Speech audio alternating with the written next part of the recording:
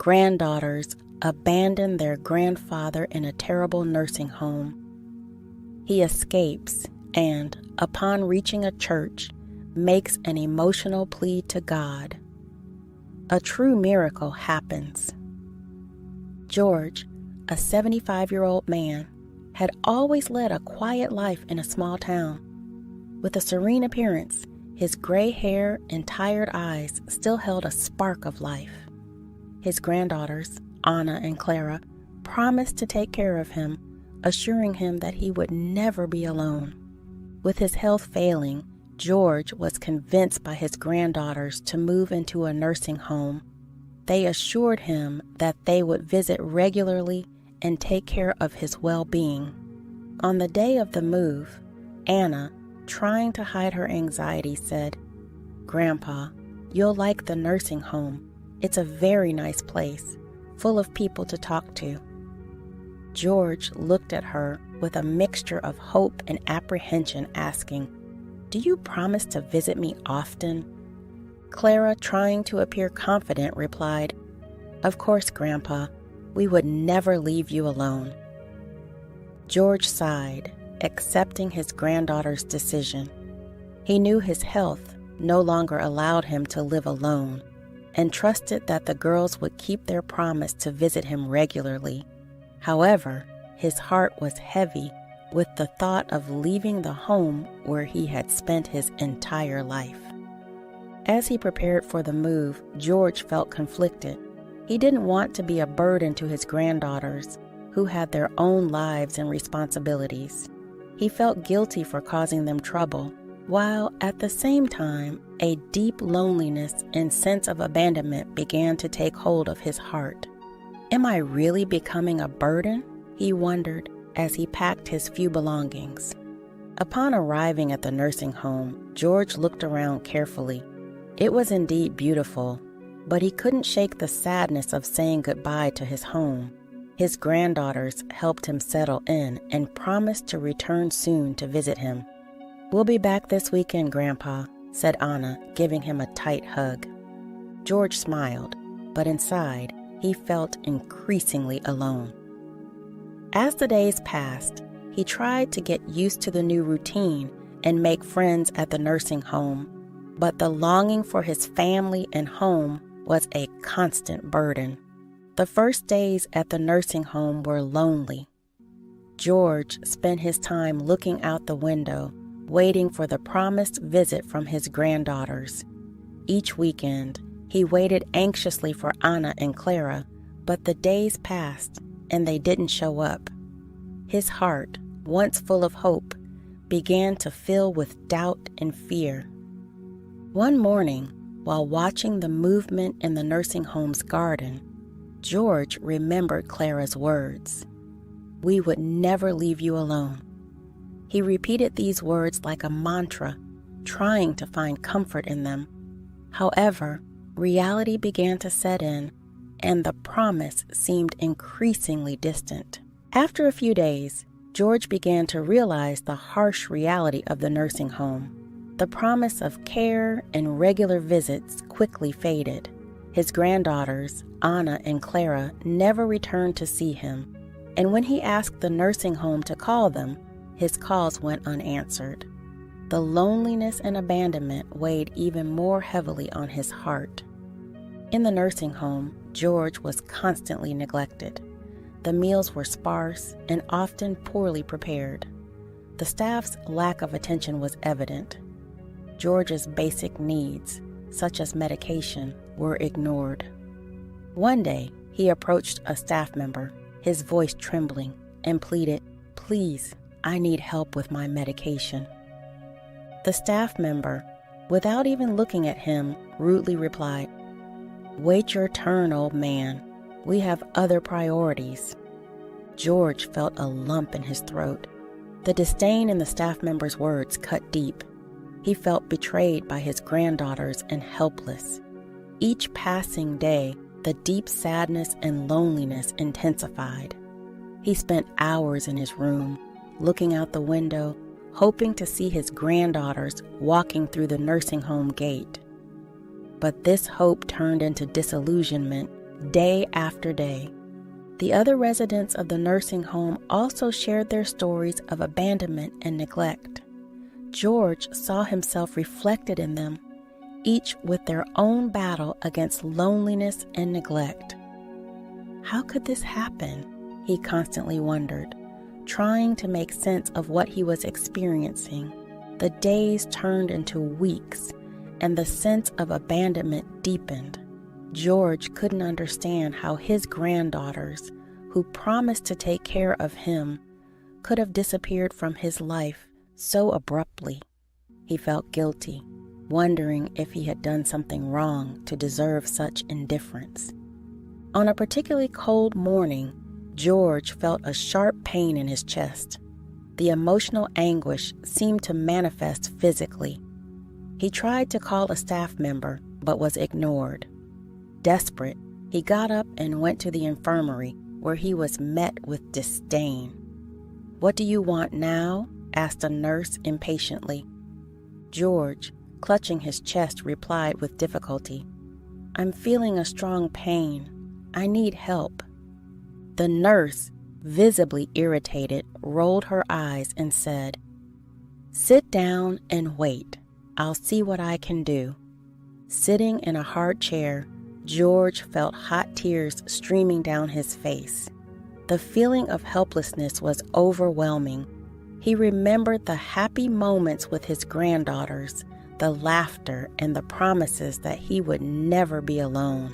Now, everything seemed like a distant memory, almost like a dream fading away. George, increasingly desolate due to the neglect and mistreatment at the nursing home, began to form bonds with other residents who shared their stories of abandonment and suffering. He met Martha, a woman with gray hair and eyes full of sadness, who had been left at the nursing home by her children years ago. Their friendship became a comfort amidst the daily torment. One afternoon, as the two talked in the garden, George expressed his indignation. "We don't deserve to be treated like this," he said, his voice laden with emotion. Martha, looking at the horizon, replied, "We have to find a way out. This isn't living." Martha's words resonated deeply with George. He realized that he couldn't stay there, subjected to such mistreatment.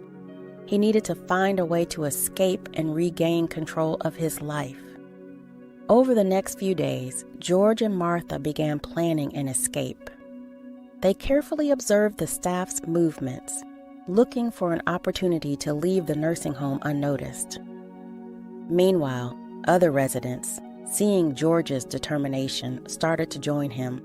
Each shared their stories, strengthening the feeling of solidarity among them.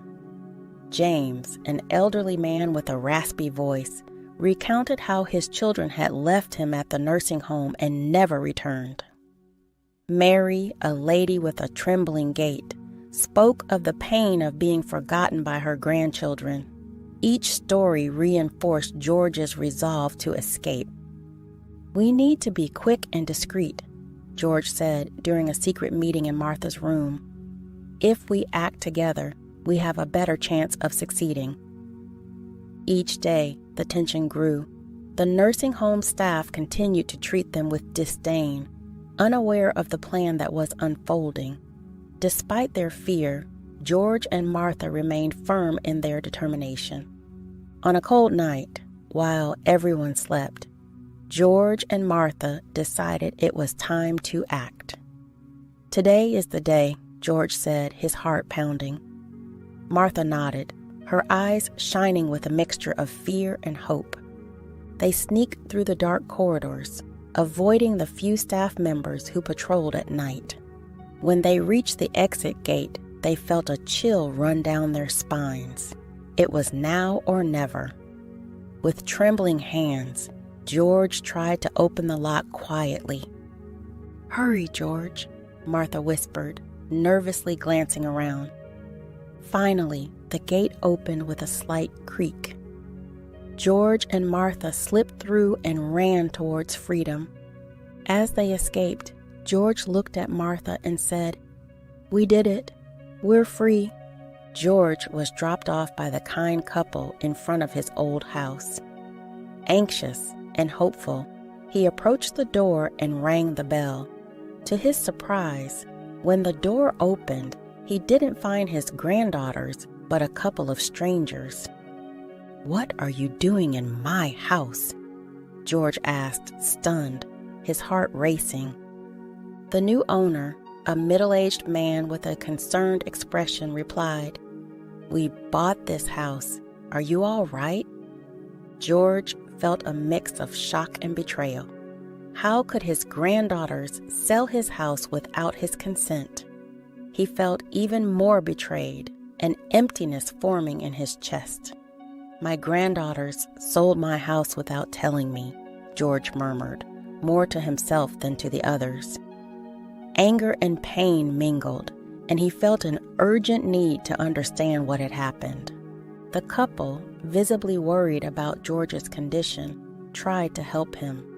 "Come inside. We can talk better here," suggested the woman, trying to calm the situation. Still in shock, George was led inside the house.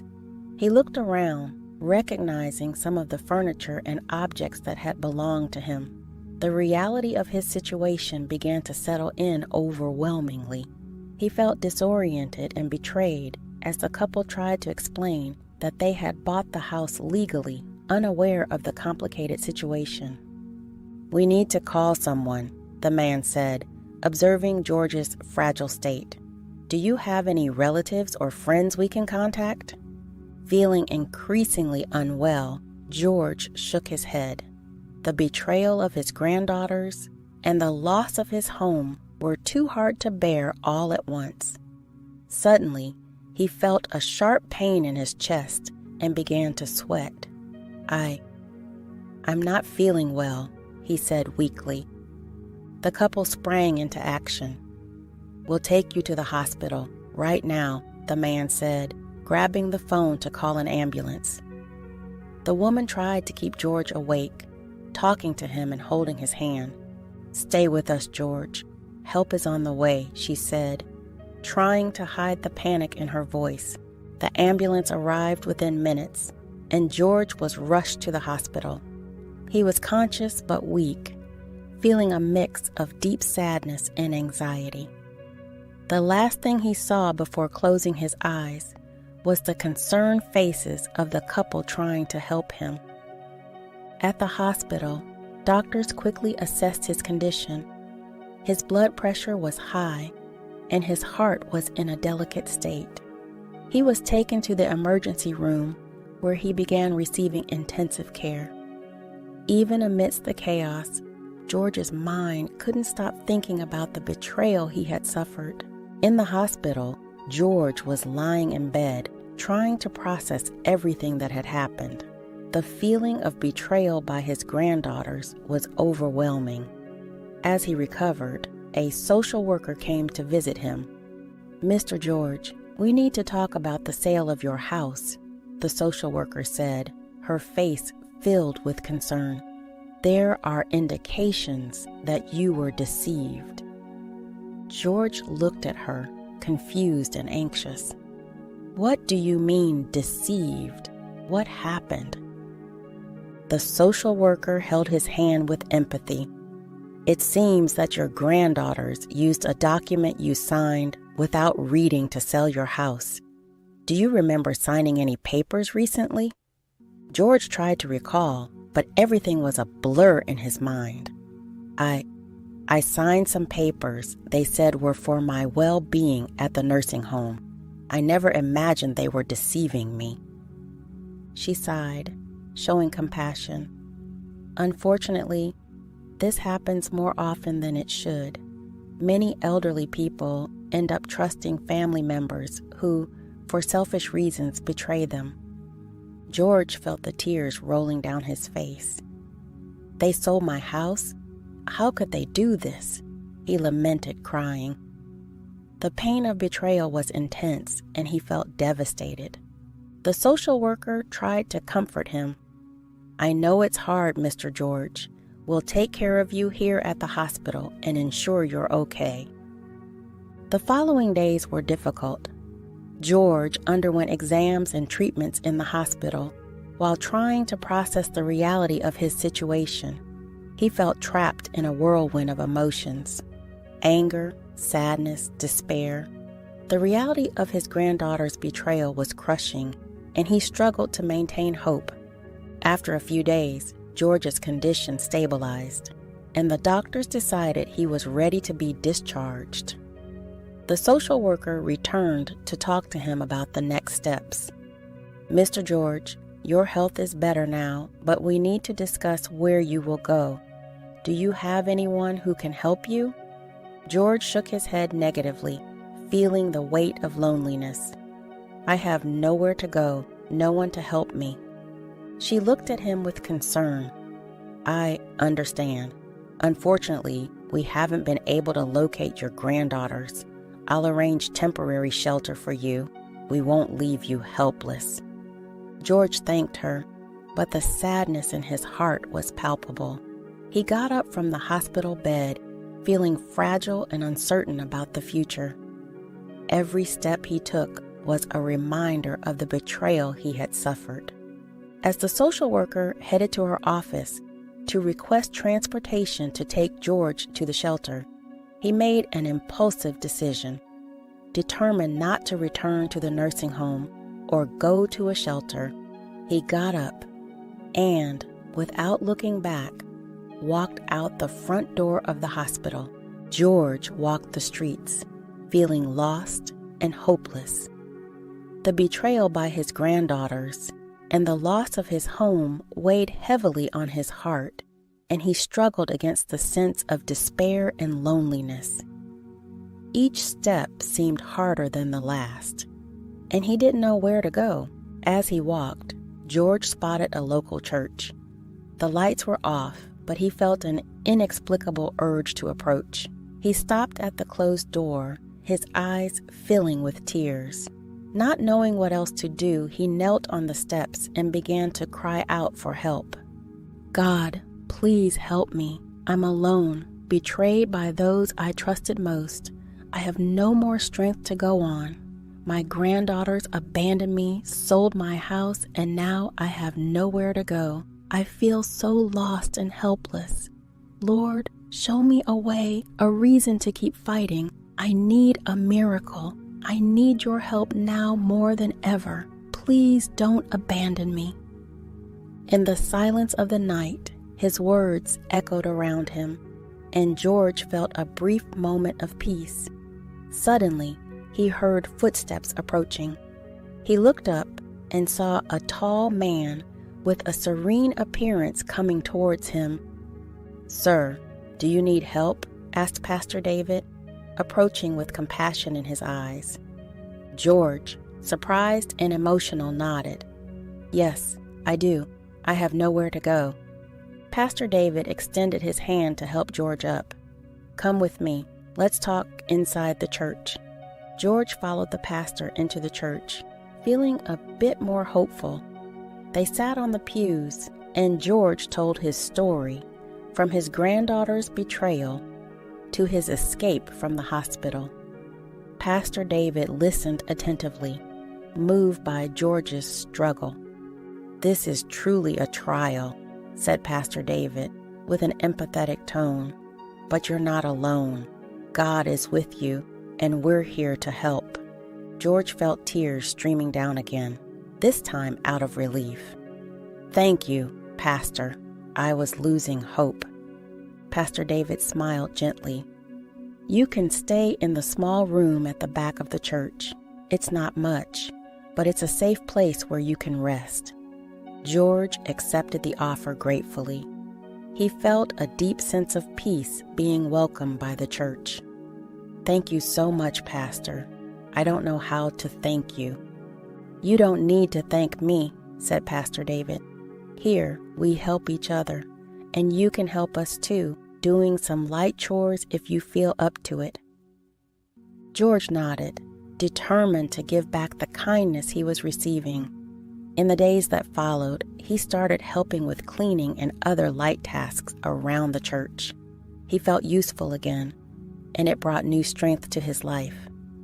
Each day was a small victory. George found solace in prayers and the simple work he did. He began to feel part of the church community, and the shadows of despair started to fade. Weeks passed since George found refuge in the church, welcomed by Pastor David and the local community. During this time, he regained some of his peace and dignity, feeling more secure and confident. One of the first things he did was transfer all his savings to a secure account with the pastor's help, fearing his granddaughters might try to take the money too. One day, a news report about the church's community work aired on local TV, showing George among the faithful, helping with church activities. Anna and Clara saw the report and decided to go to the church. Arriving at the church, the granddaughters approached George with tears in their eyes. "Grandpa, forgive us. We were selfish," Anna said, trying to sound sincere. George, emotional at seeing his granddaughters, opened his arms and hugged them, feeling a mix of relief and hope. "My girls, I was so worried about you. I thought I'd never see you again." Clara, holding George's hand, said, "We did everything wrong, Grandpa. We should have taken care of you. We missed you so much." George, with tears in his eyes, replied, "I just wanted to understand why you did that. I always thought we could trust each other." Anna lowered her head, looking ashamed. "We made a terrible mistake. We were confused and let greed take over. But we want to make things right, Grandpa." George looked at his granddaughters, trying to see sincerity in their eyes. "You know it was very hard for me. I ended up in the hospital, and I thought I'd never see you again." Clara squeezed George's hand even tighter. "We know, Grandpa. We're so sorry for everything. We want to make amends and take care of you." George, emotional, felt a glimmer of hope. "Do you really want to change? I can't bear another betrayal." Anna wiped away her tears and affirmed, "Yes, Grandpa, we want to be a family again. But what about the money in the account? Is it safe?" The question hit George like a bucket of cold water. He pulled away, looking deeply into his granddaughter's eyes, realizing the truth. The pain of betrayal returned with full force. "You didn't come here for me. You came for the money. How could you?" Anna tried to cover it up, but it was evident their intentions were different. "Grandpa, that's not it. We really are sorry." George, now with firmness and determination, said, "Don't think you can fool me again. I transferred all my money to a secure account. You have no access to anything. Leave and never come back." Pastor David, who had been watching from a distance, approached, ready to support George. "Ladies, it's best if you leave. This is a place of peace, and George doesn't need any more confusion in his life." Anna, realizing their efforts were futile, dried her tears and looked at Clara. "Let's go. There's nothing more we can do here." George, with firmness in his voice, said again, "Leave and never come back. I don't want to see you again." The granddaughters, defeated and with no option, walked away. George watched them leave, feeling a mix of relief and sadness. "I wanted it to be different," he murmured to himself. Pastor David placed a comforting hand on George's shoulder. "You did the right thing. Now you can move forward, knowing you're free from their manipulation." George, with a deep sigh, felt lighter.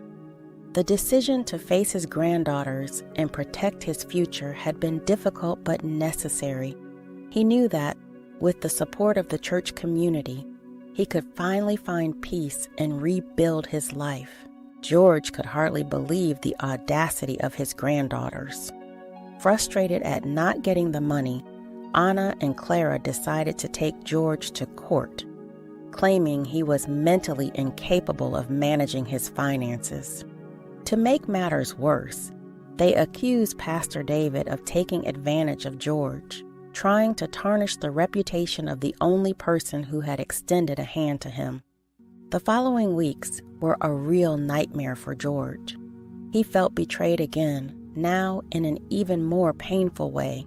The granddaughters were determined to get the money at any cost, and the legal battle promised to be arduous. George spent sleepless nights, worried about what was to come. One day, sitting in the church office, George poured his heart out to Pastor David. "They won't stop until they get what they want," George said, disheartened. His shoulders slumped and his gaze distant.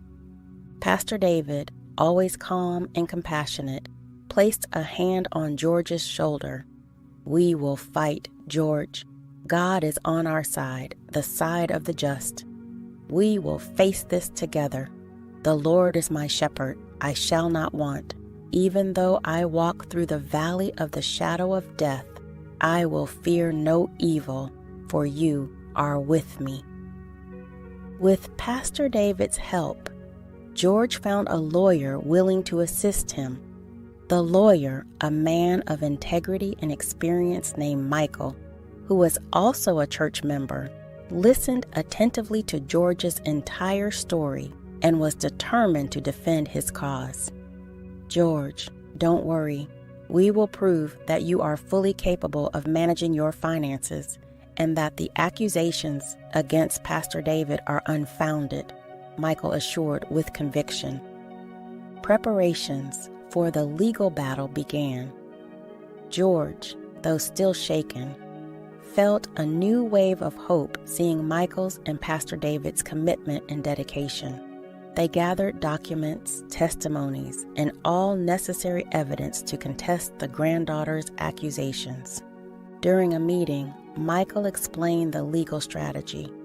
"We will focus on showing that you were fully in control of your faculties when you transferred the money and that Pastor David never took advantage of you.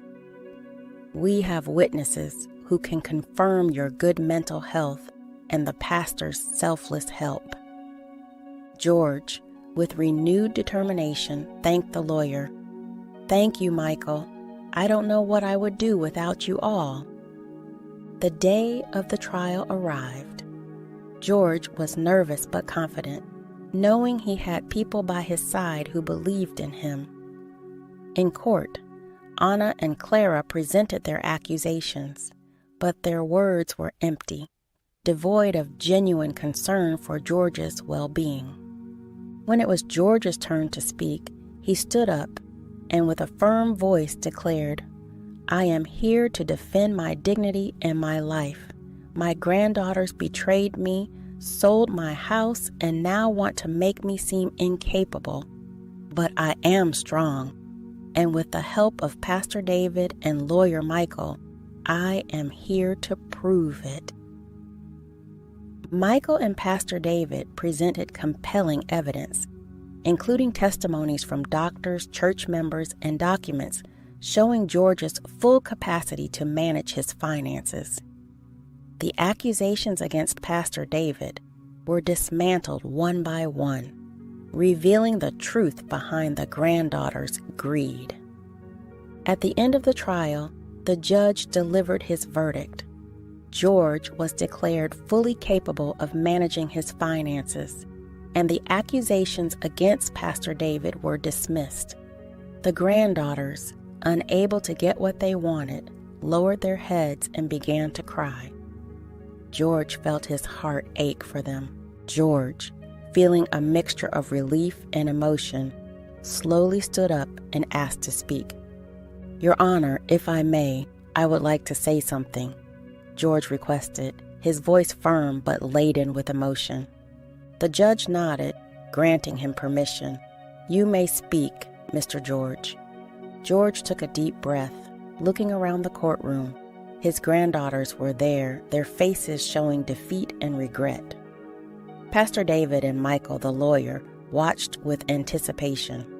Standing tall and dignified, George began his speech. I would like to thank God for giving me the strength to overcome this ordeal.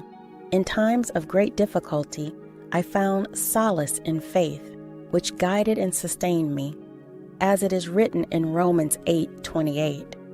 And we know that in all things God works for the good of those who love Him, who have been called according to His purpose. I believe that everything that has happened had a greater purpose, and I am grateful for that. George paused, letting his words resonate in the room. I also want to thank the church community, Pastor David, and lawyer Michael. You were the light that illuminated my path in the darkest moments. Without your help and support, I don't know how I would have managed. He looked directly at his granddaughters, Anna and Clara, and their expressions of regret were unmistakable. And finally, I want to speak directly to my granddaughters. Anna, Clara, I know you are young and have made many mistakes. You betrayed me in ways I never imagined possible. You sold my house, tried to declare me incompetent, and caused me immense pain. George took another deep breath, feeling the emotion in his voice. But, as the word says in Matthew 6:14, for if you forgive other people when they sin against you, your heavenly Father will also forgive you. I choose to forgive you. I will not forget what you did, as it deeply marked my life. However, you are the only family I have left, daughters of my deceased son, and for that reason, despite all the harm you caused, you will always have my love and my goodwill. The room fell silent, absorbing the depth of George's words. Anna and Clara couldn't hold back their tears, realizing the magnitude of the forgiveness they were being given. I hope you can learn from your mistakes and become better people, George continued. May kindness and love guide your steps from now on. There is no place for hatred and resentment in my heart, as I believe love and forgiveness are the greatest forces we can have. The judge watched attentively, visibly impressed by George's dignity and compassion. Very well, Mr. George. Your words are an example of faith and humanity for all of us. With a lighter heart, George returned to his seat. He felt stronger, knowing he had done the right thing. The courtroom began to empty, but the impact of George's speech would echo in the hearts of everyone present for a long time. If George's story touched your heart and you want to hear more incredible tales of resilience and hope, please consider subscribing to our channel. By hitting the subscribe button and turning on notifications, you'll never miss out on our latest stories. Share this video with your friends and family to spread the message of hope and love. Your support means the world to us and helps us continue sharing these moving stories. Thank you for being a part of our community.